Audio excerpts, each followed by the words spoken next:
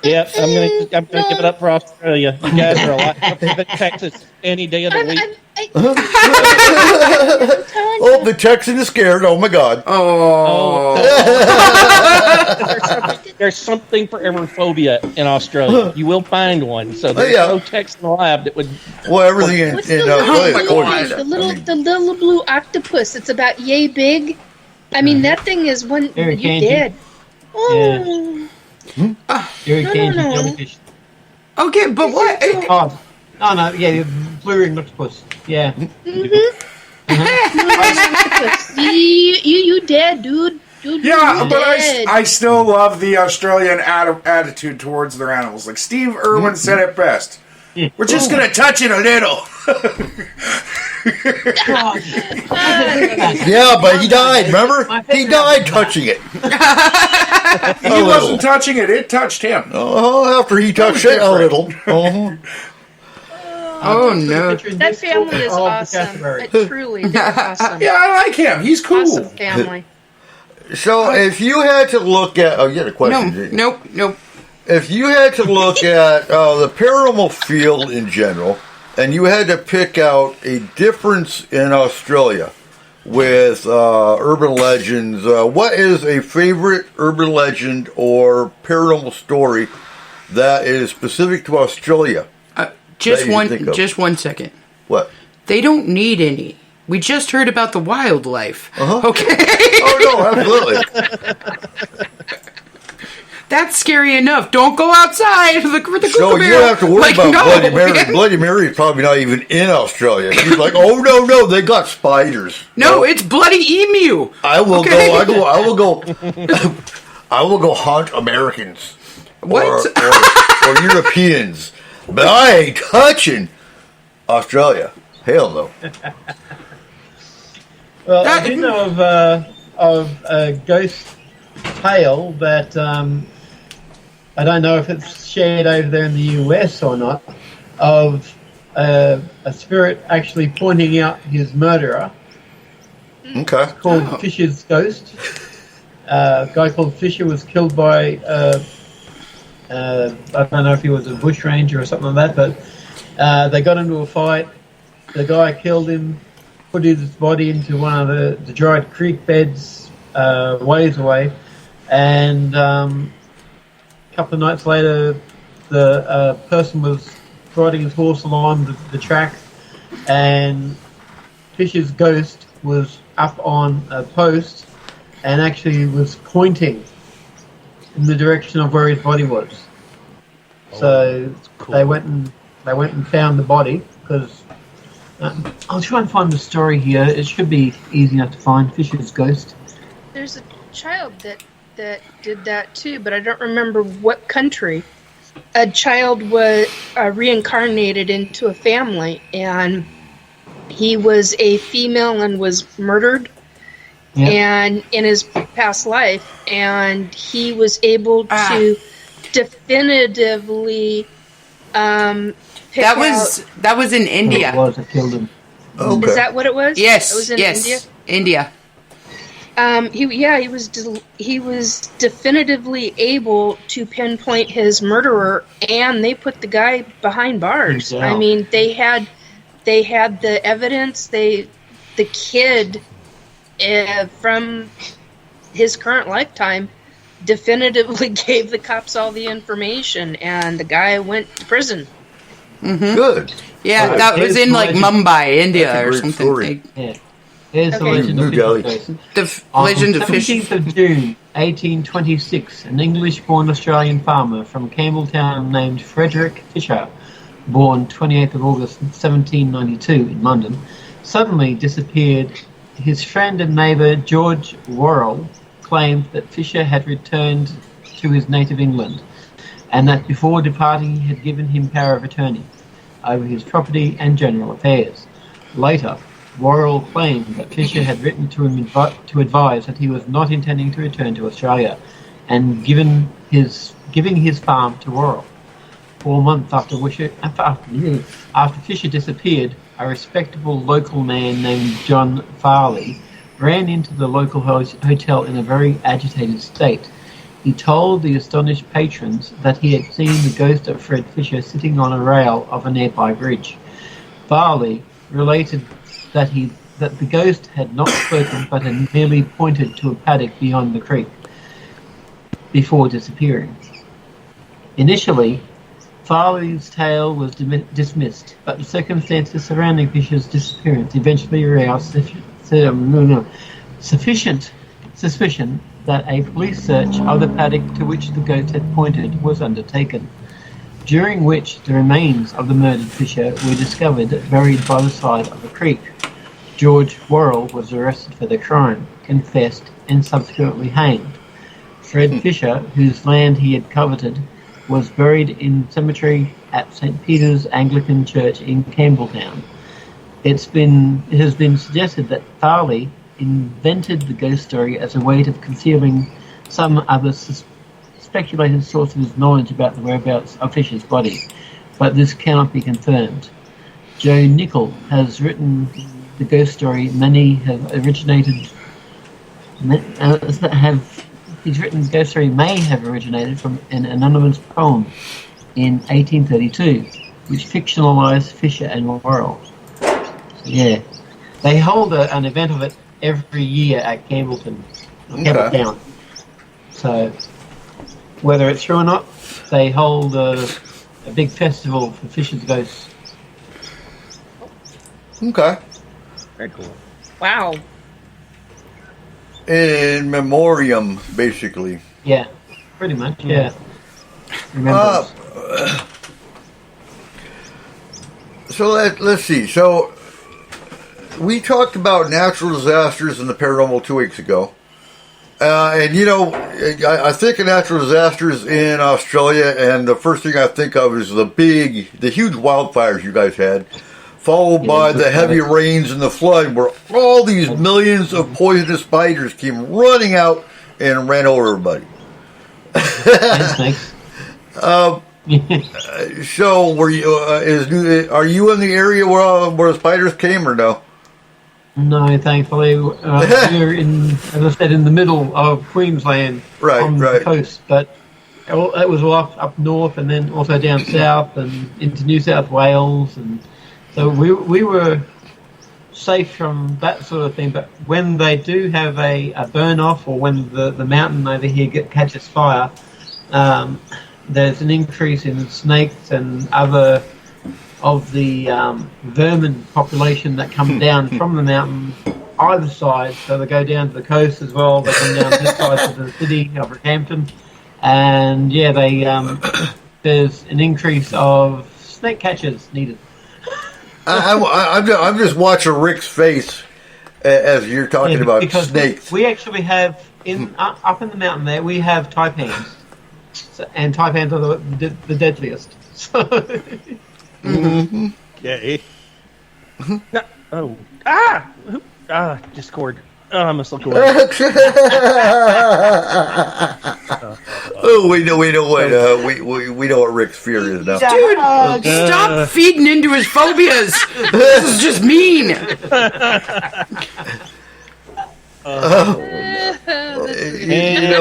Discord for the night. I'm done. So. Yeah, it's usually. Come on, Rick. No! You know, I know. I hate spiders. I'll take snakes all day long. Really? No. Yes. You like snakes? See, in Iraq, we had king cobras, sidewinders, and pit vipers in Iraq. To where when you have a helicopter, it's trying to land, but there's a king cobra in the middle of the runway. Yeah, no, because them sons of bitches will spit and they'll hit you right in the eye and they'll kill you. Really? You know what? I didn't say I wanted to pet one, but that nice healthy distance. We're good with each other. Spiders. Good I thing need you to have them on the other side of the planet. Good thing you didn't. So all spiders can go to Australia. That would be awesome. They do. Oh, they don't kill mosquitoes. They're useless at that. Good thing so you I didn't know. go I to grew up with mosquitoes and spiders. So aren't those faith churches in the South where you have to put your hand in a vase and the spider, or not the spider, the snake will bite you, and if God smiles on you, Yeah, God smiled on you. You made it. But yeah, faith healers. Yep. Yeah, they're in the South. They're not around. They're not around in Texas too much anymore. It's mostly up in the Kentucky and the Appalachians. I told you Kentucky is not part of America. At least it shouldn't be. No. Neither is Appalachia. Didn't you see Wrong Turn? That's Appalachia. Come on now. Wrong turn. Watch it. Oh, good God. Well, have you seen Texas Chainsaw Massacre? I did. I did, actually. And isn't that where House of 1,000 Corpses is, too? Maybe. I mean, Rob Zombie's got to be from Texas. That's okay. Washington has its fair share of crazy shit, too. Yeah. Oh, yes. Mm-hmm. It's just ours are actual, like, serial killers and stuff. Right? Okay. It takes them years to get killed. Get caught. So, do you see anything paranormal as far as with the disasters go? That you guys experienced in Australia? Not really. Most of them are either set off by people throwing their cigarettes out the car window into bushland, or the lightning, or the sun hitting a bottle the right way and refracting the light into a beam and like magnifying glass and setting fires that way. Because I've tried multiple times to start a campfire, and if they can start a fire just by flicking a cigarette out the window, you'd think it'd be easy to set a campfire. No, it takes about 15 to 20 minutes to start a campfire. So, however it happens there, it just has to land in the right spot to actually start a blaze. But yeah, most of the time it's not paranormal. It's the cause of idiots or nature. Okay. Most likely idiots. Oh, it's always idiots. I mean, you know, even up here, At least it wasn't as bad as the kids setting off fireworks in the Cascades, was it, or Vale? Yeah. Here it's either I think big fire up there. Here it's usually either fireworks or it's some dumbass is burning their garbage in their backyard during a burn ban, or it's or their it's cigarette butt out the window. A cigarette butt out the window, glass jar out the window, or glass, soda bottle or whatever. They don't get it. Oh, we forgot one that apparently now it's with fires. It's the baby reveal parties. Oh yeah. Baby reveal parties. Now. Some of them now they've gotten clever. They've put them into the wheels and they just do a big burnout, and the smoke from the burnout shows what colour the. Oh yeah, they did. That's right. They have done it. Oh man. Oh. So in Nevada we have Area 51. In Australia, we've got Pine Gap. Which Pine Gap is the joint base of United States military, the CIA, which anytime the CIA is involved, you already have a red flag that, there's some bullshit going on. Shady shit. Yeah. So tell us what you know about Pine Gap. Pine Gap, 18 kilometres southwest of Alice Springs, or 11 miles. Last night I actually did a deep dive into it, asteroid. Excellent. And they let me bring up a photo. I've just taken a picture of it. From what I understand, there's a very deep underground facility below Pine Gap. There is. And it's so far out, you will go through a tank of gas to go look at it, and then you're kind of stuck unless you brought extra gas to get back home. So they really encourage people not to come out to Pine Gap. Yeah. Did you guys have a raid Pine Gap party? Like we had the raid Area 51? Yeah. And the one idiot sprinting across the back shot of the photographer and just run along with his arms behind his back and his head out. Yes, they're all going to run across the desert to get to Area 51 because somebody's going to make it. Yeah, okay. Then we realized it was just Rick running from a spider. Well, that's how we get there. No denial, sir. No denial. No, that's how we get to Area 51. We go to the mailbox and we drop a bunch of spiders and say, Rick, spider, go! And we'll make it. We'll make it. Because Rick will fly. Send a picture into Discord. That's the topographical view of it. Yep. From above, from one of the satellites. It's meant to be a satellite observation station, but under the ground, there's a lot more stuff under there. Umbrella Corporation. Pretty much, yeah. Yeah, they it goes down to about 6 levels under. God damn. And I was gonna say it's deeper than that. Probably. You did. I only went down 6 levels, so yeah. I couldn't find any more of the secret doors. It's not like playing Doom. You got to search out the corridors and and figure out which ones are the ones that open and then go through them. But yeah, they got a lot of different stuff in there. Sort of like, as you said, Umbrella Corporation. They got experiments going on. They got nuclear type stuff happening there. There was a name, PATO, Pato. I'm not sure what that was, but that was one of the things that stood out to me. So if we hear something along the lines future from now with the Pato sort of weapon, I don't know. Might be able to find that. Not Rick's in the dark. Here he comes. I'll get something from the freezer.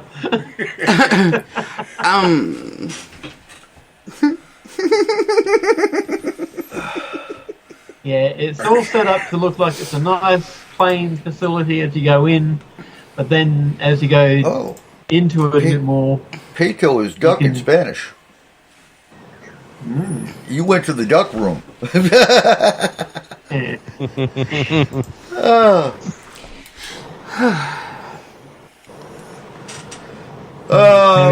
Maybe they're going to give a duck.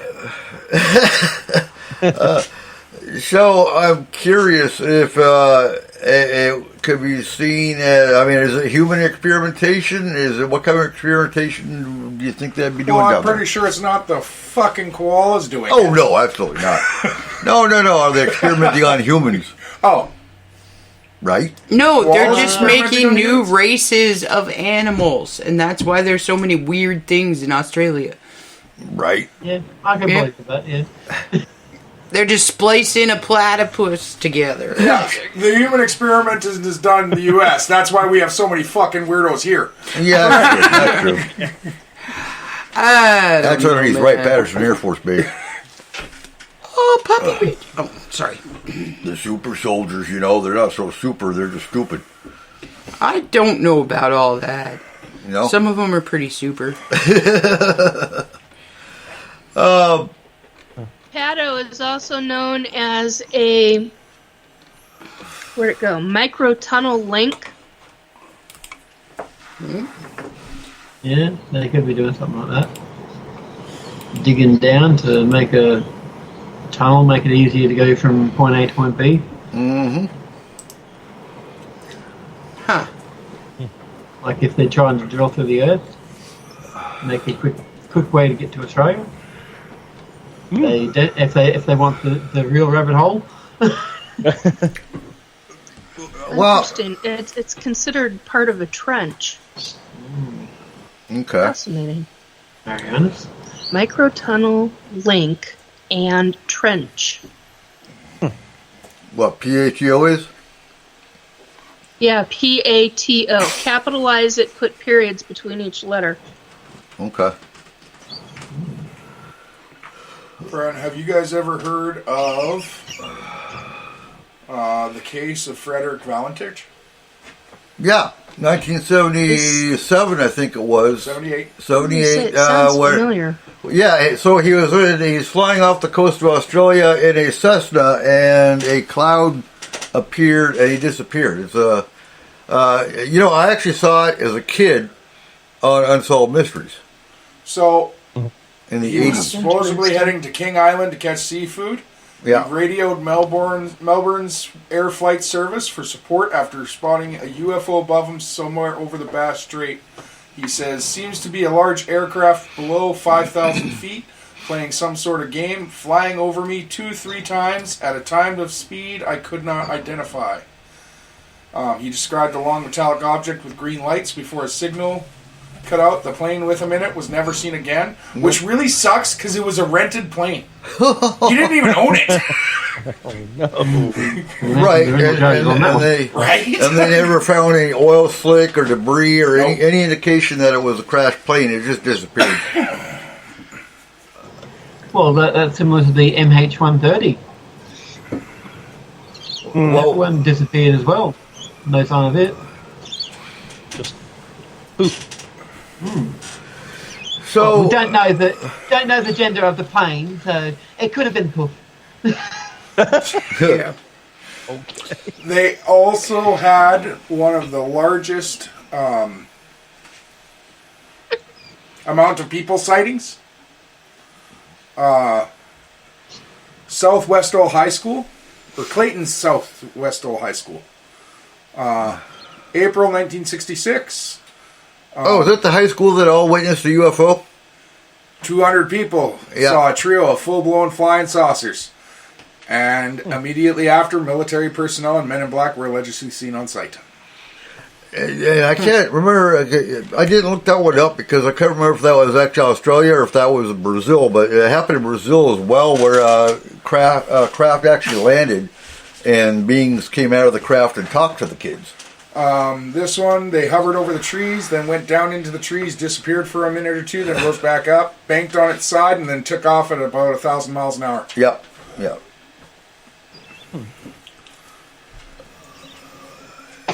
And went back to Pine Gap. Presumptive. Because Or Amelia Earhart. if I remember right, there are a lot of UFO sightings that happen over Pine Gap, like they do at Area 51 as well.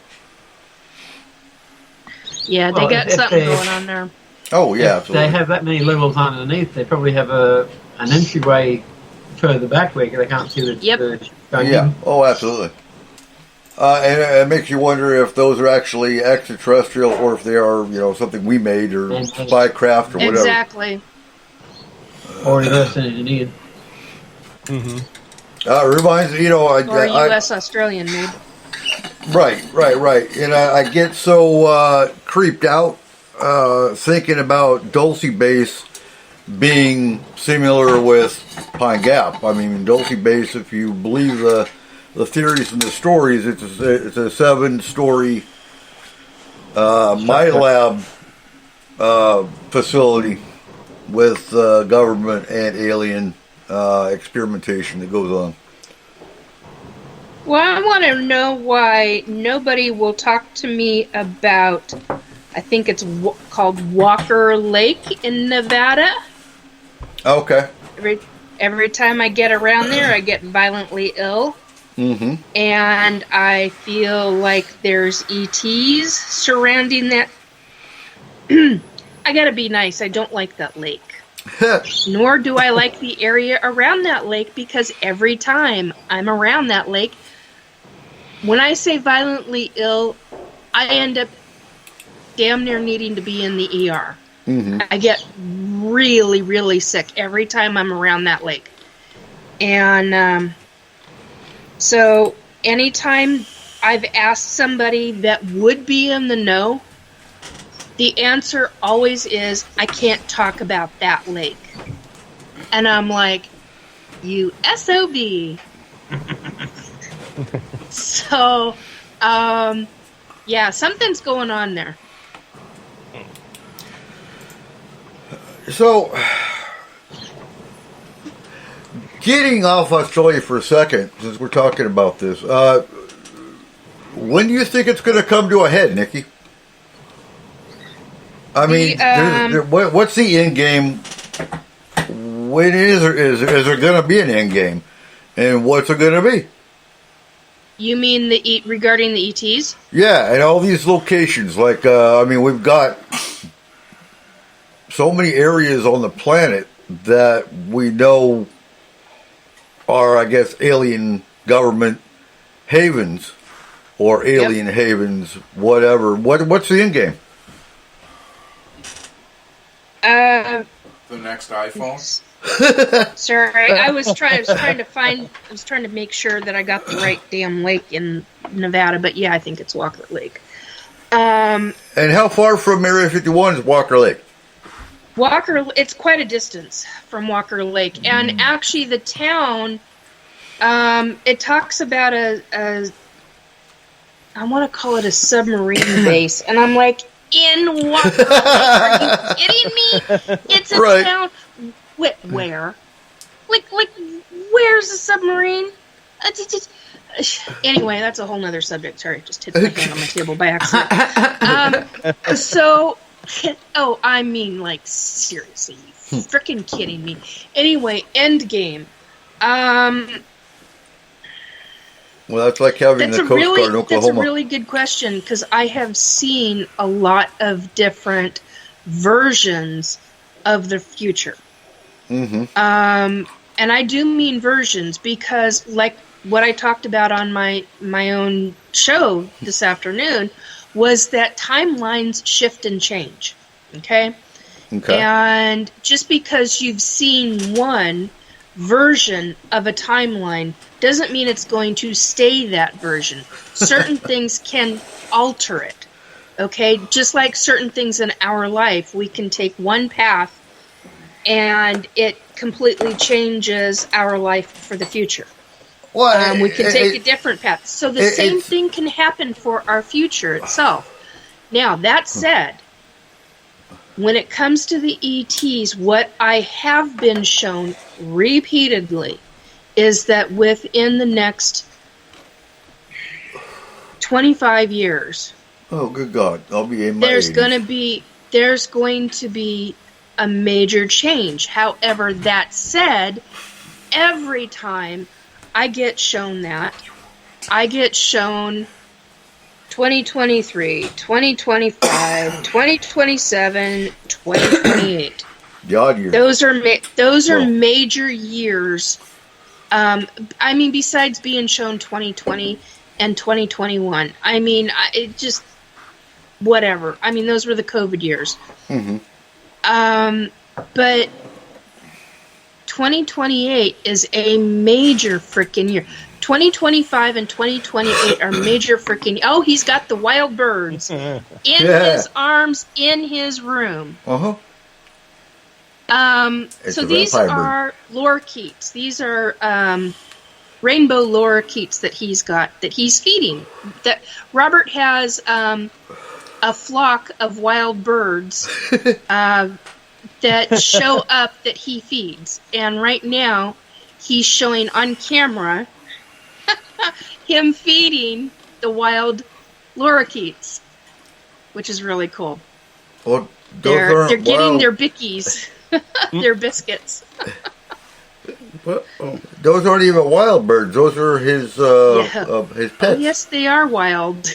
Oh, yes, they are wild. So far, no barking, so that's a good sign.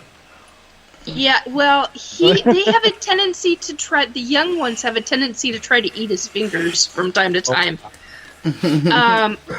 And there they go. They're off. They come in periodically, so they'll and they know where he keeps the food. Mm-hmm. That's the other thing. And it's like, that's cool. God. So yeah, those are, now he's back on headphones. So those are wild lorikeets, correct? Yeah, they're wild.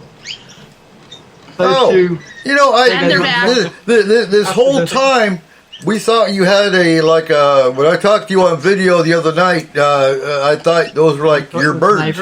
No, they're not mine. They're wild. Huh. They love him. They go from place to place to be fed. So I mean, there's these one Cool. in the bucket bag. It's in there. And Yeah. then on top there. and he has birds that will come and deliberately show him their babies. That's So cool. the birds will have babies, and they will bring their babies to Robert, and Robert will slowly, integrate them and a lot of lorikeets do this. I had no idea how many lorikeet flocks actually do this. They will, and it's really well known in Australia that Cockatoos as well. Yes, yeah. Huh. Oh, much bigger birds though. Oh my God, those are much bigger birds. Ooh, so Robert's the Australian bird man. Yeah, The, the lorikeet whisperer. yeah, Mm-hmm. yeah. I've been called that before. They're beautiful birds. Yeah, they are. They really Oh my are. God. Mm-hmm. Yeah, there have been times where he's done lives. I've counted 20 to, 48 of them?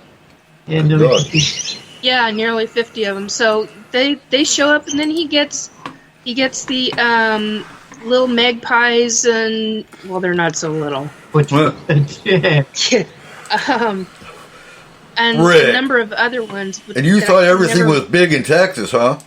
Uh, No. Everything's big in Australia, and it's poisonous too.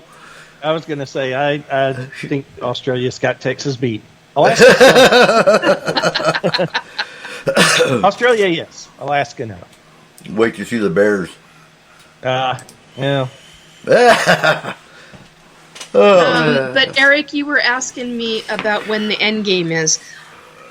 2028 is the start. Supposedly, what I have been repeatedly, and they would not let up on me for a couple of years straight with this, that 2023 was the start. 2025 and 2028 were major years regarding ufology, regarding UFOs. Now, what does that mean? Who freaking knows? I don't honestly know, because anytime I've been asked, that's the standard answer that I get. And it's very frustrating to me as a psychic medium, because I'm like, come on, guys.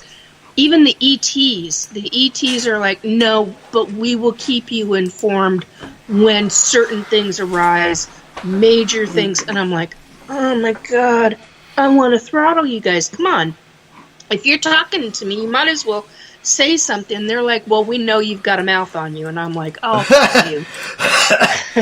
Well, it kills me too, because I want to know what that looks like. Does that mean I need to go out and get bigger guns? Does that mean I need to go out and stock up? Does that mean Eric? What does that mean? You're dealing. Okay, number one, and Keith will tell you this too. Number one, you're not dealing with ETs that are going to come annihilate or cause an issue. The ETs, in the first place, there is like a warning label put on Earth. Mm-hmm. You touch this planet in a specific way, you're going to have dire consequences on your entire entire population of ET. Mm-hmm. I mean, even Keith will talk about that. I mean, I've heard that. I've heard that for a long time, long before I ever met Keith. Mm-hmm. I have also heard that there is, I've repeatedly heard that we're okay. Basically, we're not going to get... I mean, if they wanted to take over... The fact is that they are so advanced that if they wanted to take Earth over, they would have done it 1,000 years ago. I mean, in such a way that we would be a slave race. A slave population from birth all the way through. I mean, it would be no stopping it. So we're dealing with a whole different situation. Basically, from my experience, from my look at everything, they're dealing with consciousness. They want us to become more advanced. They're trying to inform us in very specific ways. If anything, the guns that you need and the things that you need for survivalist and that kind of stuff, you're dealing with humanity causing the issue. Right. And I get that. I get that. Yeah, the things that I have seen that regard humanity are things that we frickin' cause ourselves. Mm-hmm. And one of the things that I talked about on my own show this afternoon was fight the future. The term fight the future hit me so hard last night that I was like, I've got to talk about it. And fighting the future is the future of the AI crap. It's the future of the technology. And that's the scary stuff. That's the thing that we need our technology, yes. But at the same token, the things that I keep seeing, that I keep getting shown, that keep getting downloaded to me are things to where even 100 years from now, we're going to be having tiny microchips. I mean, tiny freaking microchips implanted in, not into our hands, but into the bottoms of our wrists or the tops of our wrists, and you will be able to enter and exit buildings that have to have security codes. Those security codes will be in, I mean, that kind of shit's already taking place. This is on a completely different level. You're talking all of your technology regarding funds. There will be no, in the futures that I have seen, the different timelines I have seen, each one of them, there is no physical money. Mm-hmm. Everything is computerized. Everything is electronics. That's dangerous. Well, in my opinion, in my personal opinion, based on what very little I know, and what I have consistently been shown, that is extremely and excessively dangerous, because it means it's susceptible to hacking. Yeah, exactly. To the next computer hacker, who is the whiz kid of that era. Okay. Well, not just that, but countries that are technologically in hacking 100 years advanced to us, like China. Yes. You're dealing with a lot of different issues. So the things that I was shown devices that are implanted under the skin for all of your medical records. Mm-hmm. One location on a microchip implanted into your body. Those kind of things were already talked about 5 years ago. There are documentaries on that crap. I wasn't paying attention to that. I mean, I was, but not enough to where I would have, oh my God, this is all in my head kind of shit. This is the kind of stuff where I was shown elaborate, just the timelines that I was shown for this frightened the ever-living shit out of me. And it's the kind of stuff where, and a prime example of that is where I was shown a city before it was ever even approached or discussed in the media, where the media talked about this one billionaire, sheik, whoever he was creating a long, skinny city out of what looked like glass. And that was talked about approximately two months or so after I had the so I had the vision first, and then this was talked about in the news. And the cities that I was shown were numerous, real freaking similar to that city, which was shown in the media 2 months later, not quite 3 months, so I'm just going to say 2 months because it's easier to deal with. And what I was shown was people walking in and out of log-in type of secure areas that you can only access via technology that was in under your skin. They were paying for their groceries by this device that was on another arm and a medical device that was on another arm. And I'm like, oh my God, this is nuts.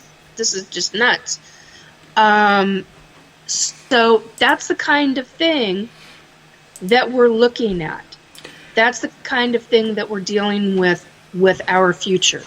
Now, whether that is technology that is obtained by the ETs eventually or has been now and is in the process of being worked on, I don't know. That's not in my purview. Mm-hmm. What is in my purview is what I've been consistently shown.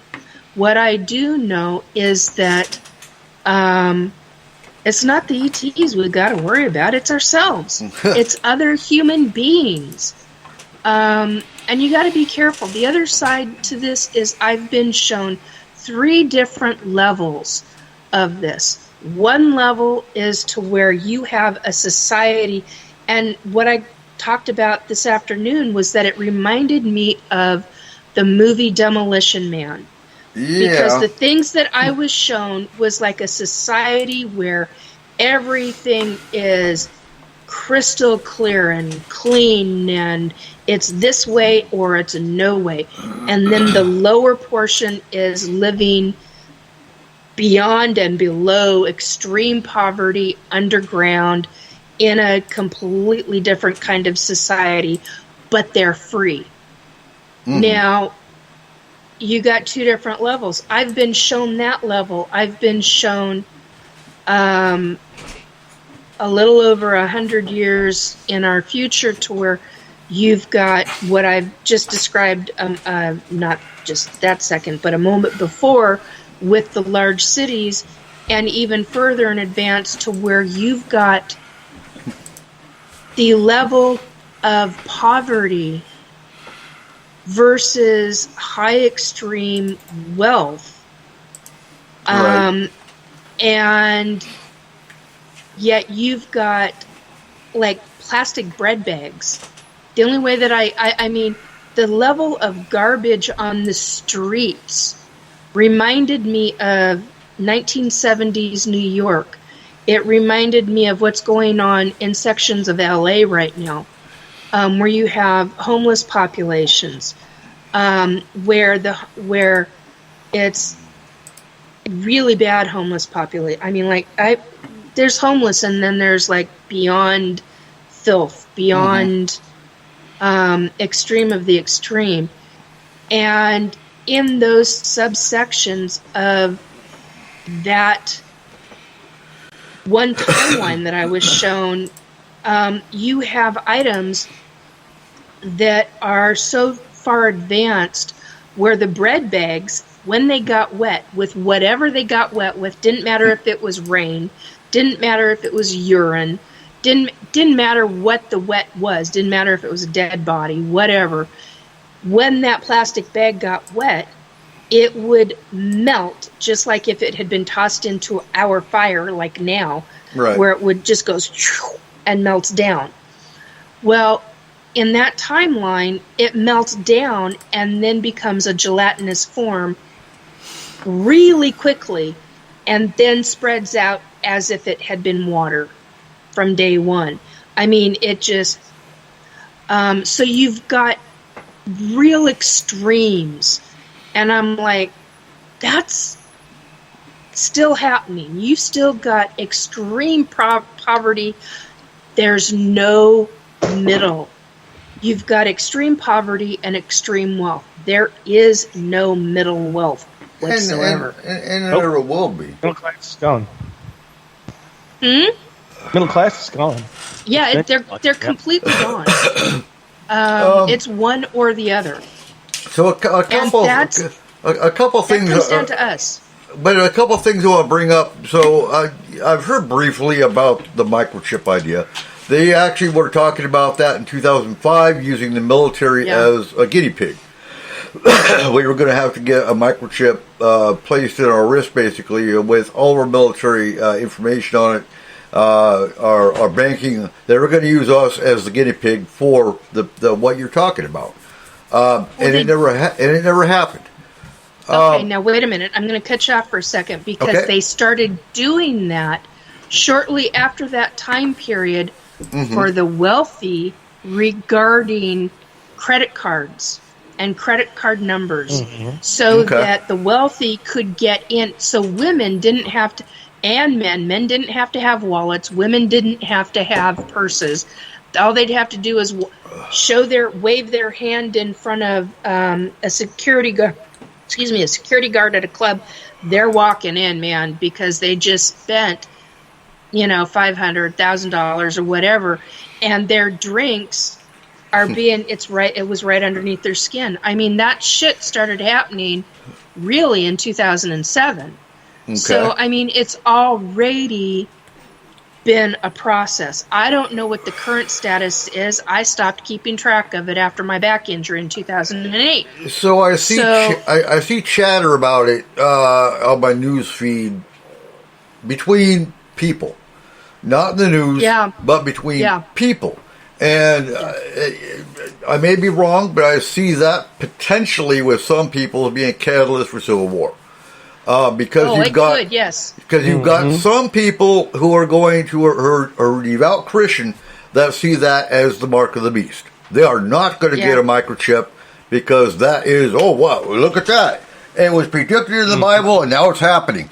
We're all going to have this chip on our forehead, which, okay, you haven't talked about the forehead, but a chip on the forehead or in our hand, and it's the mark of the beast. Don't get it, you're going to hell. That's that's the extreme of the extreme. Right.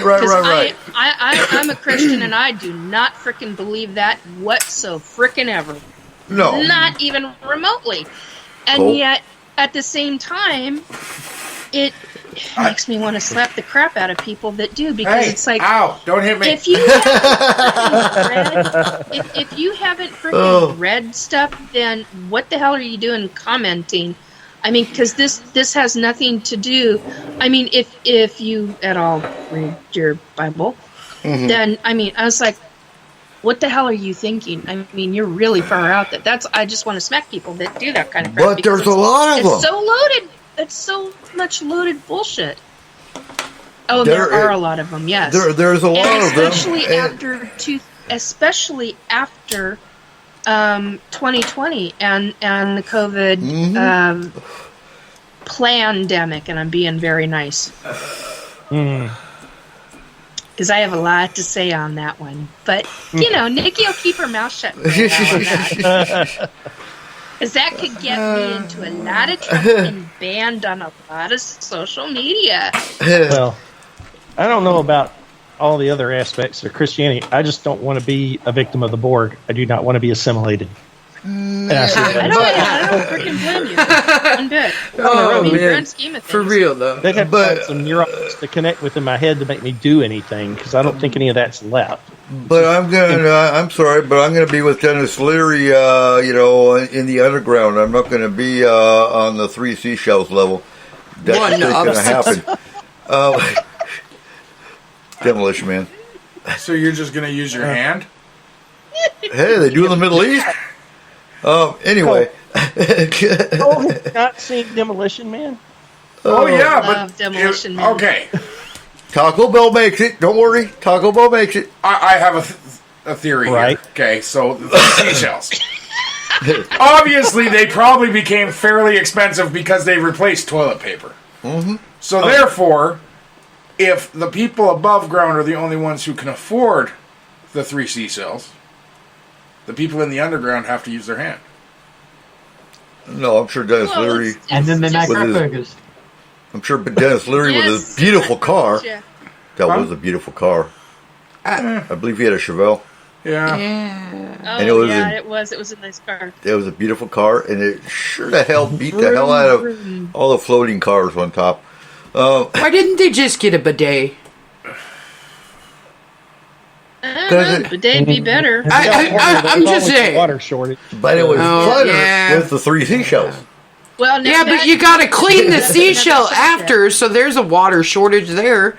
You couldn't just scrape and then leave it, right? Rick just brought up just brought up a subject. The water shortage. In one of the timelines I saw, there was no rain anywhere. Nowhere. That's a little on the concerning side. Oh, yeah. To say the That's very hard. least. We get thanks Harp for that. Thank you, Harp. So, And but CERN. that's one of the timelines I was shown. Would we Clearly become not this one because it hasn't stopped raining for And the security throughout all of the different timelines that I've seen, frightening beyond description. Although I do have to say, besides the security, what was absolutely freaking cool was how they got around in the city. Holy crap balls. I would love that kind of transportation, man. Did they have like sucky Phenomenal. tubes? What? Do they have what? Okay, like I no, seriously, all right. Like I envision like Bada boom. transportation being like those sucky tubes at the bank. Big bada You just boom. walk in No. and it closes No, and it sucks you over to somewhere else. The closest boom. thing I That- saw, bada boom. the very last timeline that I was shown, I saw it approximately 3 weeks, 2.5, 3 weeks, maybe 4, before I saw the very last episode of Don't say Bunker ancient to aliens. Don't even say it. Bean bugger. I won't say it. I cannot think of the name of the show. But it's aliens. And it's I can't think of the name of it. Oh, holy crap on a ball. Okay, Nikki, what's it about? She'll tell you. The woman, yeah, I know. The woman who played Amanda. I don't know actresses. Like, what's the plot? She. Oh my God, no. Oh, no. Well, Not Star Trek. No. Robert, the Amanda Great Big Tapping? Ring. The Great Big Ring. Stargate. Stargate. She played Amanda Tapping. Yes. Amanda Tapping. She played Amanda Carter. Samantha Carter, but in the next TV series, she played in Sanctuary. Sanctuary. Thank you. The very last episode of that entire series of Sanctuary, I started screaming because the very, I think like 6-second, the very last image that they show, Right. I started screaming because it was the only image I have ever seen that comes close to the kind of transportation, and it's not a tunnel system. It was hanging via two. I don't know what they are. They're not wires, but two mechanical lines and a tube underneath it, and people got in and out of that thing. And I've never once been. I have looked through movies. I have looked for a long time trying to find something even remotely close to what I have seen. And that was the closest I've ever come. It still doesn't fully show what I was shown. However, it's the closest. And I was like, oh my God. And the speed at which these mother effers travel at. They are faster than the Japanese trains. They're faster than the European trains. I mean, they're close to 3 times faster. So the speed at which you could travel at across the globe was phenomenal. I mean, transportation, wow, mind-boggling. That to me, but the security, the police, the military, frightening. Holy frightening. But the transportation of public systems, wow, I loved. Mwah, to whoever came up with that one, because that is just, it was beautiful. Elon Musk. It was just beautiful. Oh, and the buildings. The other thing is that the buildings that I saw, any sunlight that hit the buildings were made of some kind of metal that retained heat. But yet, if you touched them, they were cold to the hand. If you had ice cold wind hitting them, they would retain the coldness and turn it into energy. Holy shit, they were made of mercury. They were phenomenal. They were truly phenomenal because it allowed for any kind of electricity. Anything that was needed was brought in by the metal of the buildings. It was, and the buildings, I gotta say, clean, crisp, gorgeous, but shiny as hell and seriously reflective. I'm really sorry, but all I'm thinking of is like Superman's cave. Okay? Oh, wow. Where they're like all crystalline and everything, yeah. The only thing that I think of when I see those buildings, the only thing that comes close to it is the images that were put out by the media, that was put out by that billionaire who wants to create a city that looks like an upside down, or not an upside down, but a tall, skinny version of a submarine. I mean, long, skinny, and it's all one city, like 20 stories or 30 stories high. Everybody lives in, and I was just like, oh my god. It's the only thing that even remotely comes close. But it was truly just, it was a beautiful city. I mean, this one specific one that I saw during the daytime, the ones that I saw at night, some of them were interesting. And FYI, M&M's, the Mars company, is still in play 500 years from now in all the frickin' timelines. That freaks me out no end. Bastard. Now, do I know Coca-Cola? Chocolate's never going away. Chocolate Do is I- never going away. No, probably not.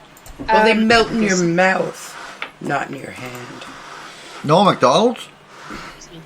The interesting thing is I don't know if Coca-Cola or McDonald's or any of those other companies, but I know that Mars company, the whoever is the manufacturer of M&Ms, the colors. I like Mars bars. The colors of the M&Ms were something I've never seen. I mean, I was like, oh, this is... And they no longer... Melt in your mouth, not in your hands. Well, they got a new kind of coating, honey, because I'm here to tell you. They don't melt, but the second they get liquid on them, they melt. And taste, they taste different. That I got a chance to, which I didn't ever expect to, it's part of the Claire's. I was like, oh, this is bizarre. in the sweaty pocket. No, don't keep, no. No. But it was interesting. It was just one of the timelines, and there are a couple of names that I do remember that I will not make public. That if they start in my timeline, I might just decide to put in $20. I might just decide to put in $20 here or there. Gotta be the bushes. Mm-hmm. Oh, they're in every timeline. Maybe make a they are. maybe make a Apparently Trump too. not Y'all be hereditary. serious. A thing for my grandchildren. A trust for my grandchildren. Interesting. So, Robert, you hear all this. Where is Australia in all that? I mean, do you see Australia going to a microchip anytime soon?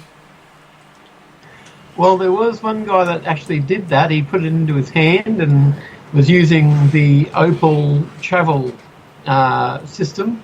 That's a way you pay to get on the train. It's an Opal card, not Opal as in Opal the gemstone.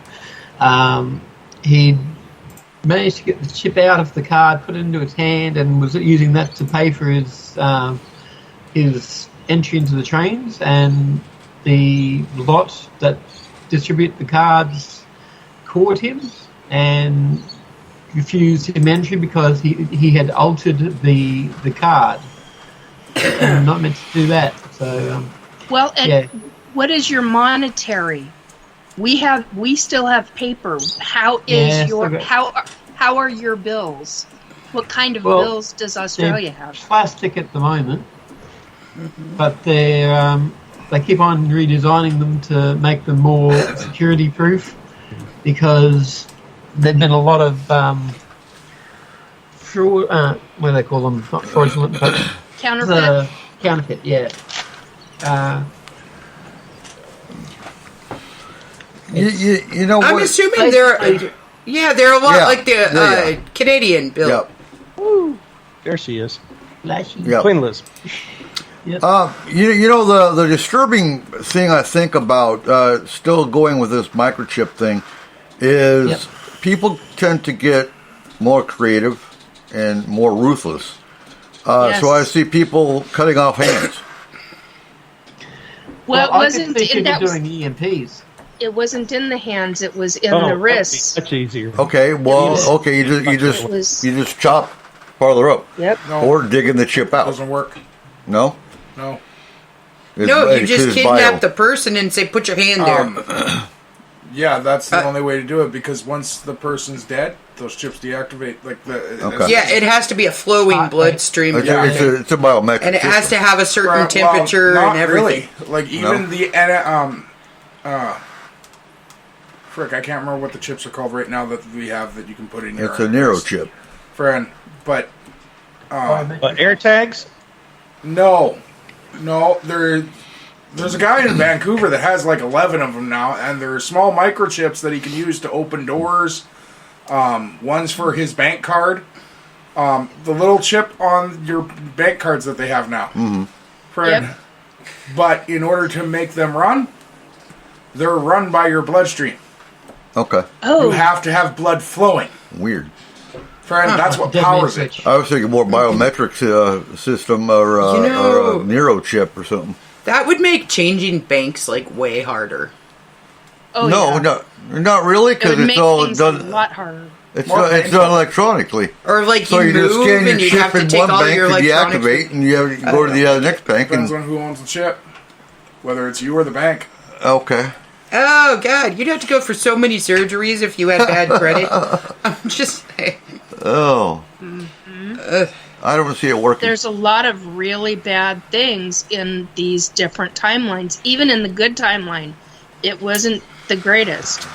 And I mean, okay, so that's why Fight the Future, that terminology, kept popping up and hitting me really hard last night. And I'm like, damn. So we've got to be very, very careful because, and I'm wondering if that is what, and I haven't asked yet. I've had too many lovely little health crises to deal with it recently, but I'm wondering if that's why I was shown these timelines, these different timelines, because for all of us to start talking about it. I mean, obviously it's been talked about for a long time in different ways and forms, just like what Eric was talking about, what I've talked about, what Kayla and Cole have talked about. It's all part of what's taking place over time, over the course of what? 20 years, almost 20 years time. Well, no, 15 years time. So, you know, everything is a process. They've already, last night, Dr. Melba Ketchum was on a specific show. Somebody asked her, do you believe the military is making clones? She said yes. Human clones. She said yes. Can you freaking imagine? I mean, I talk about my 3 clones that are made by the ETs that I know to me it's fact. They are made by the ETs. Mm-hmm. And there's a specific way that they put a device over my head. It's a 2-part or a 3-part device. I know it's a 2-part. I'm just still not quite sure about the 3rd part.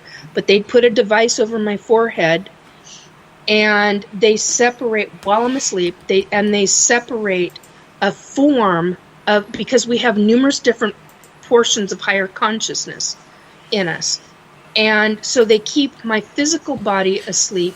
They keep a form of my higher consciousness with my body, but they take another section of my higher consciousness and put it into this device, and they separate the 2 pieces of this technology, and they take the top piece, goes with them, and the bottom piece stays on my physical body somehow, and the device that they have, they take back to their, I hate to say it this way, but they take back to their ship, and then they bring out whichever clone whichever my 32, 34, 36-year-old clone, put the device on me, and I end up waking up either walking or in I've actually woken up mid-conversation with somebody going, what the hell was that? And I'm like, oh, I recognize you. You know, and I've recognized, I'll still never forget because it was so shocking that I woke up mid-conversation with a woman who was in her clone body standing to my left. I mean, she's not even 6 inches from me, shoulder to shoulder. We're in mid-conversation with the ET that's to my right, who's a female, and she's 7 feet tall. And the human, she and I are talking, and I wake up, yet I'm conscious, watching what is going on, listening to the ET. I'm consciously aware, but yet I'm not conscious enough to fully be truly in the body. Yeah. And when I woke up, I was truly in the body and going, mid-sentence, I literally stopped what I was saying to this woman, and I look at her and I say, oh, it's you. Because she and I have known each other since childhood. And she's in her clone body. And I recognized her soul and her higher consciousness. And then we're like, and she's looking at me going, it's you. I mean, she literally kind of went back a little bit and she goes, oh, it's you. And she had literally just woken up. And yet, and the ET is telling us, you need to not have your hands, because I was starting to put my hands out. We were on a platform that was very fast moving upwards. It was a form of an elevator, but it had no walls. And the ET's like, don't put your arms up. I'm like, I'm trying to stabilize myself so I don't lose my balance. And she was like, your arms will be cut off. Don't put your arms out. And so I'm having to quickly become very aware. And so there are things that happen. There's technology that is going on. The problem that I see with it, okay, like I understand where we might do like aliens or ETs or whatever, outer worlds. might want to do a cloning experiment. But as far as Earth is concerned, we have overpopulation problems already. Yes, we have we do. depletions of natural resources, all of this other crap already. So, No touchy. why in the hell would we want to make extra people that are already have flaws and have these issues? Like when we're cloning somebody, we are cloning their physical being. Okay. You ever seen the movie The Island? Absolutely. I Yes. love, that one's, There are medical reasons. There are a lot of medical reasons. There are a number of movies that deal with cloning. Schwarzenegger was in one called The Sixth Day. Yeah. And funny enough, I'd completely forgotten about that. I mean, completely forgotten about it. And I recently saw it and I went, oh my God. Well, your That's clones right. are buried in a nuclear silo. I mean, it's... But see, this is what I'm saying, though, is that just because I we agree with you. clone I totally somebody agree. doesn't mean that that person is not going to be the person that you cloned.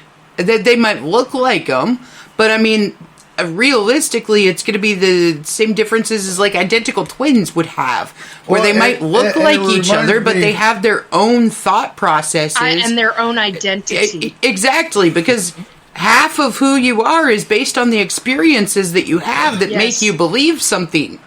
So if we have a whole shit ton of clones out there... This is what I thought as well, until I got shown... Because it made no freaking sense to me how the hell they were doing this. Mm-hmm. And when I got shown, I was like, oh, now I understand. And then I started getting freaked out. And they're like, you need to calm down. And because that's their standard answer with me. You need to calm down. I'm like, I'm simply trying to understand. You know how to do this because you've been doing it for hundreds or thousands of years. However long you're... I'm just learning about this. I want to wrap my mind around this. I do have a slight science-oriented mind. I do want to understand this. Please explain it to me. And that's when my knife comes out and I say, you need to shut the fuck up. Yeah, basically, I get told to shut up. But at times I don't. And they're like, okay, you need to make the connection between this, and this. We're going to show you this, and this, and this is your process. But you have to come to it on your own terms. So then I start asking questions once I come to it on my own terms. And then you get a migraine from thinking about it all. No, then I get into trouble and it's like getting my hand slapped. But then I get shown other things when I'm on board craft. And I'm not on board craft hardly very often anymore. But they have done a lot with taking my consciousness. And that's always, no pun intended, it's a mind trip. Mm-hmm, No, I mean, to wrap your mind around what they are doing and how they are doing it, holy F balls. I mean, no, okay. Now this might sound a little ridiculous or whatever, but not a question. I've always thought. No, okay, Rick had a question. I'm so sorry, Rick. No, you go ahead, Kayla. No, it's okay. You go for it. Okay, well, mine's not going to be as topical, so go right ahead, Kayla. I've got something. I'm looking at something. Go ahead. Okay, well, what I was saying is, like, me personally, when I think about humans and the evolution of humans and everything else, I think about it as, like, making your little me-you people. Or you know what I mean? Yeah. You have X amount of eyeball choices, X amount of colors, you have X amount of hair choices, X amount of colors, all of that crap. Which is why I see so many people that look so similar, but have one or two things that are a little bit different about them. Which is why you can run into, like, your doppelganger or your, you know what I mean. Okay? Okay. So I'm gonna cut you off for a second. One of the other things I talked about today was the clones that look exactly like each other. Their hair, their face, everything about them, their height, every aspect about them looked exactly the same.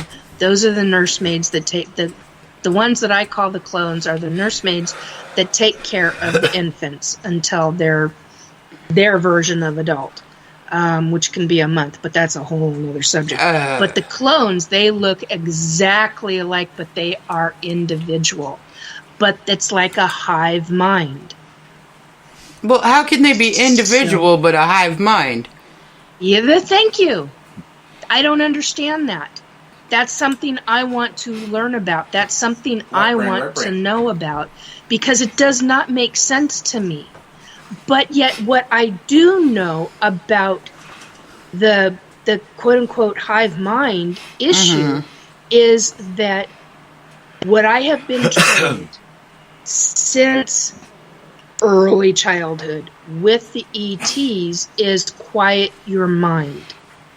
Because anytime you self-talk, mind speak to yourself, anytime you do that, the ETs can hear every freaking word you tell yourself.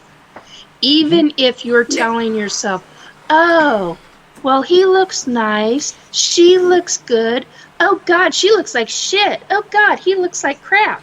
Okay, you know, they can hear all of that out of your head. So they train you very early to shut your frickin' mouth in your head. And I would tell them to shut the fuck up. But they don't. What they don't train you is you've got to do the emotion with that too, and that's something that comes when you're more of a teenager. And I'm like, oh my God.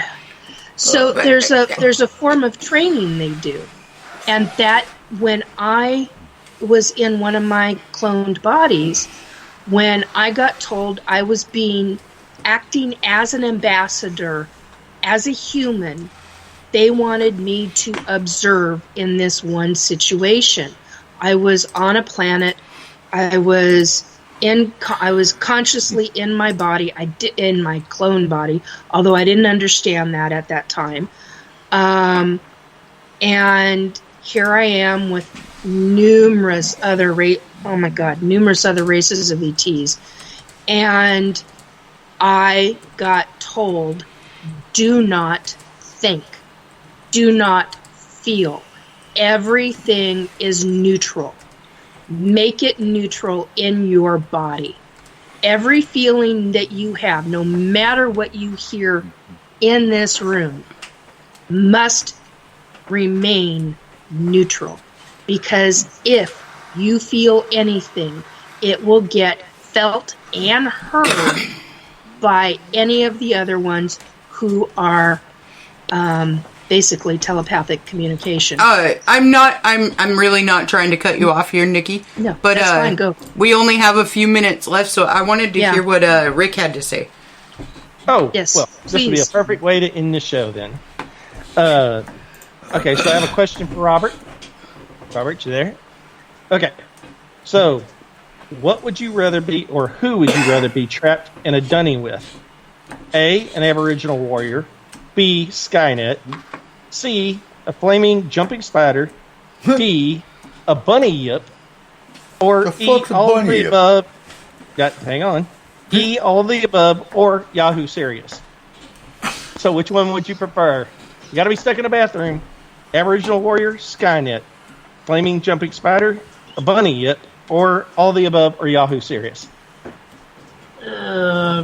Probably Yahoo Serious. Oh, no, wrong answer, wrong answer. Oh, there was a wrong answer? Hell no. Skynet wouldn't use the toilet, yeah. It's all of the above. Let the games begin. Survivor Games Australian toilet. All right. May the God be in your favor. So did I pronounce it right, Robert? Bunyip? Bunyip. Bunyip. Okay. Yeah. Okay, what's a bunyip? It's a demon. Oh, Right. well, that's The scary. The Australian, near water. yeah, Right. a water creature. Yeah. What? An Australian demon water creature. So a platypus. Yeah. Oh. I'm just. Or one of the meth heads here in town. Yeah, no joke. Yeah, them too. Anyway, we are at the end of the show. Thank you, everyone, for listening. We will get back to you when we will have a topic for next week, unless you already have one. You got a topic for next week? No. No. I'm not even sure if there will be a next week yet. What? What? Why's that? I have nefarious plans. Leave me alone. Oh, Jesus Christ, people. Okay. I actually might not be on the show next week. But you have nefarious plans too? Yeah, I gotta go down to Seattle for a party. She's going to make subs. I was thinking about the apocalypse. But, Yeah, we'll play it week by week. You never know when the apocalypse is going to come, and I really don't care when the apocalypse comes, because I'll be fine. I live in the mountains. I found 6 of the bells. I just got to ring the 7th one. We'll be fine. Okay. No. You gotta break the seals first. Oh, I heard that you I've been have to. breaking seals since I was fucking 10 years old. Fuck you. I didn't say clubbing seals. Oh. Just be careful with the seals and not walruses. Well, I club them too. We don't like walruses. It's a narwhal.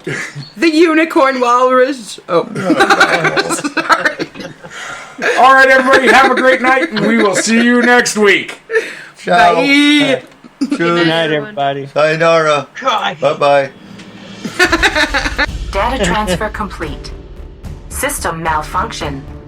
Please evacuate immediately. Program terminated.